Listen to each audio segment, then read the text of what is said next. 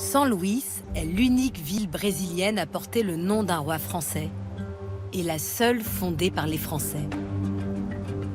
Au début du XVIIe siècle, à sa naissance, elle s'appelait en effet Saint-Louis.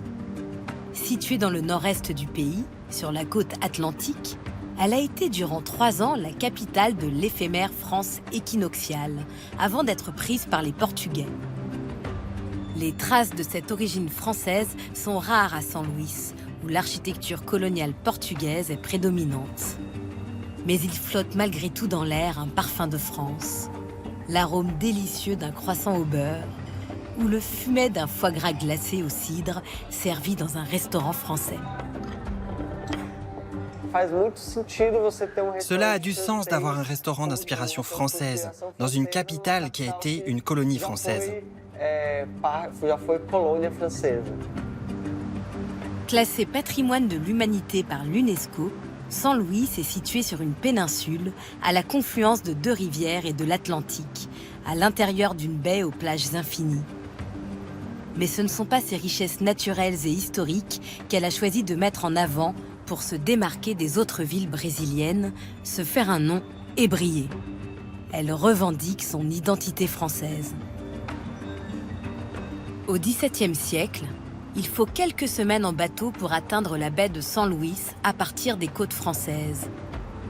La ville est officiellement fondée le 8 septembre 1612 par une poignée de colons français. Nous sommes au kilomètre 0 de São Luís. C'est à cet endroit que les eaux se rencontrent, sur ce promontoire derrière nous. Et sur cette partie élevée a été construite la place du fort. Ce lieu était inaccessible à cause des rivières, mais aussi parce qu'il s'agissait d'un promontoire. Il était donc idéal d'un point de vue stratégique, car on était à l'abri des invasions. C'est pour ça que les Français l'ont choisi. Avant la fondation de São Luís, le nord du Brésil était délaissé par les Portugais. Mais les Français le fréquentaient déjà depuis plus d'1 siècle. Des aventuriers et des marchands normands avaient organisé de leur propre initiative une petite base de vie dans la baie de São Luís et commerçaient avec les Indiens de la région. Mais ces Français souhaitaient former une vraie colonie. Les Français habitaient là-bas, sur la partie élevée, pas de ce côté-ci de la baie. Ces Français sont retournés en France demander de l'aide au roi Henri IV, qui a alors envoyé Daniel de la Touche. C'est lui qui a choisi cet endroit pour créer la ville de São Luís. Daniel de la Touche, seigneur de la Ravardière, était un gentilhomme protestant du Poitou. Ce grand navigateur avait déjà exploré la Guyane pour la couronne française avant qu'Henri IV ne lui confie la mission de créer une France équinoxiale.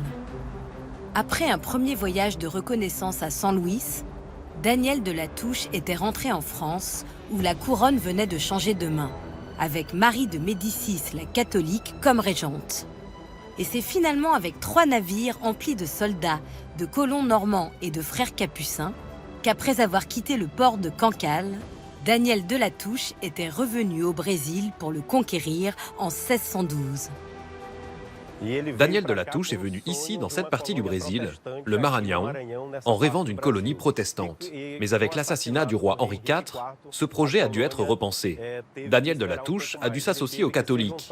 Et ces derniers sont arrivés avec beaucoup moins de colons que ce qu'il avait prévu. Ils étaient 500 au départ, puis 300 autres. Ça a donc commencé doucement. Quand Daniel de la Touche est arrivé dans cette région, qu'on appelle le Maranhão, il n'y avait que de la forêt. C'est lui qui a déforesté cet endroit avec les colons français et les Indiens. Ils travaillaient ensemble en harmonie. Ils ont construit des maisons, des édifices tout en bois, comme cela se faisait partout.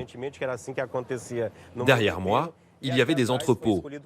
À droite, là où il y a aujourd'hui le palais, c'était l'endroit le plus important du fort. Et le fort englobait toute cette place.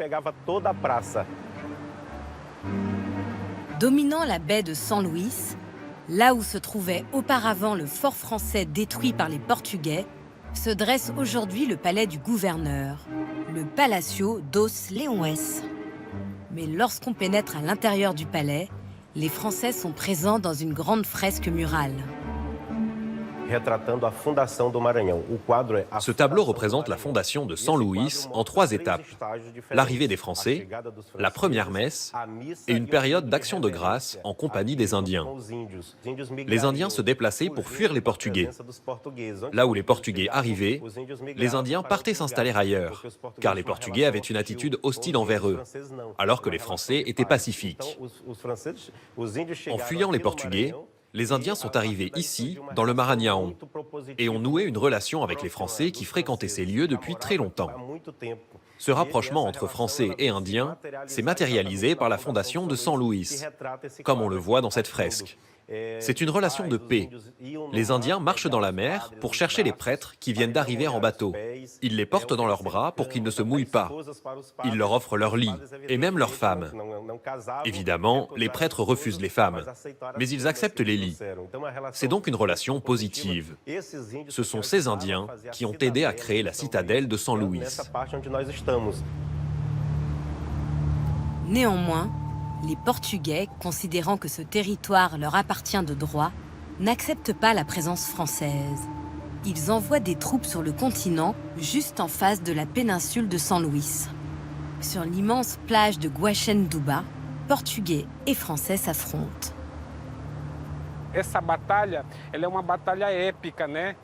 Cette bataille est épique.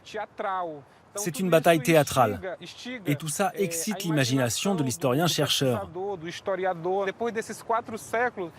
Après 4 siècles, ce décor demeure pratiquement inchangé. Les Portugais campèrent ici, sur ce site de Guaxenduba, tandis que les Français étaient installés de l'autre côté de la baie, sur la péninsule de San Luis. Quand ils apprirent que les Portugais arrivaient pour les expulser, à l'aube du 19 novembre 1614, le commandant français Daniel de la Touche, avec une escouade de 7 navires, 46 canoës, 400 soldats et plus de 2000 Indiens, traversa la baie de Guaxenduba pour faire la guerre aux Portugais.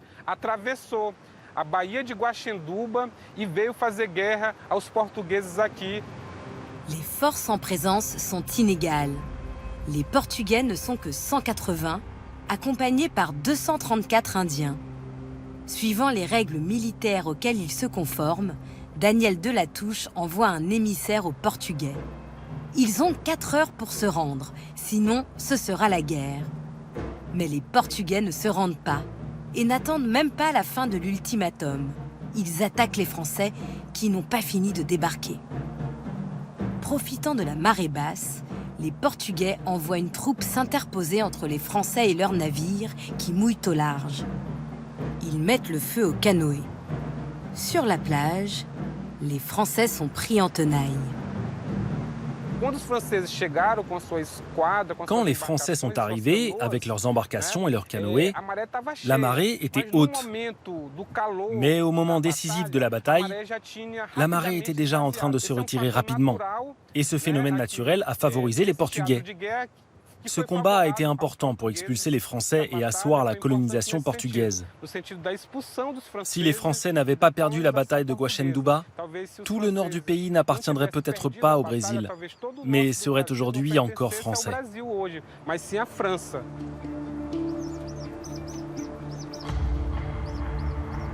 Un an après la bataille de Guaxenduba, San Luis devient portugaise en 1615.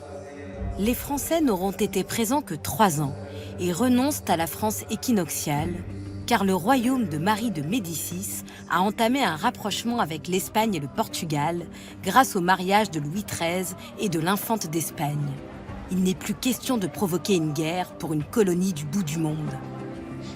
La victoire quasi miraculeuse des Portugais sur les Français a donné naissance à une légende, celle de Guaxenduba.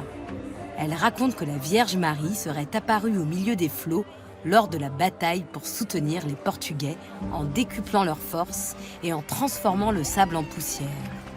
Depuis, Notre-Dame de la Victoire est la sainte patronne de San Luis et tous les mois de novembre, la ville la célèbre.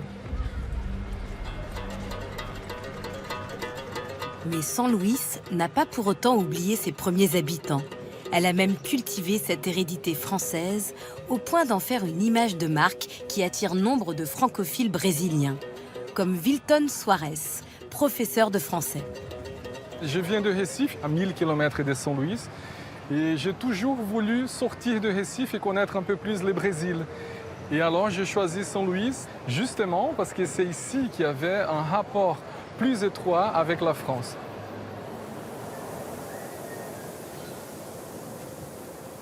Ici nous sommes dans la rue Portugal et comme vous voyez il y a tous les azulejos sur les façades de ces maisons. À São Luís, on n'a que 2 traces apparemment de français. C'est le plan octogonal de la ville et aussi les noms de la ville que les Portugais n'ont pas changé. Malgré son nom français, entre le XVIIe et le XXe siècle, São Luís a, semble-t-il, oublié sa lointaine origine française. La ville a connu des périodes fastes et des vicissitudes. Comme sur toute la côte du Brésil, la population s'est métissée avec l'arrivée d'esclaves africains employés dans les champs de canne à sucre. Pourtant, aujourd'hui, São Luís est un subtil mélange de mélancolie portugaise, d'énergie tropicale et de pétillance française. C'est entre le passage du 19e et au 20e qu'on commence à revendiquer cette identité française avec la fête des 300 ans de fondation française en 1912. Au fur et à mesure que le temps et l'histoire passent, on s'associe à des pays qui sont plus ou moins à la mode au niveau économique et culturel, etc. Donc la France, l'Angleterre. Et c'est justement à ces moments-là où c'était la France qui avait le pouvoir culturel et économique au monde. Et donc il y a une partie de la société locale qui ont voulu justement s'associer à cette image et donc fêter la fondation française à partir du 3e centenaire. Parmi les fréquentations de Wilton, nombreux sont les Français installés à São Luís, comme Franck Lechenet, qui tient un hôtel depuis une dizaine d'années. Les Français n'ayant malgré tout pas laissé de pierre, on a quand même cet esprit ici, qui est une espèce de petit pétillement assez incroyable de cette culture qui, techniquement, n'est pas restée, mais qui est toujours là. Santé, saúde.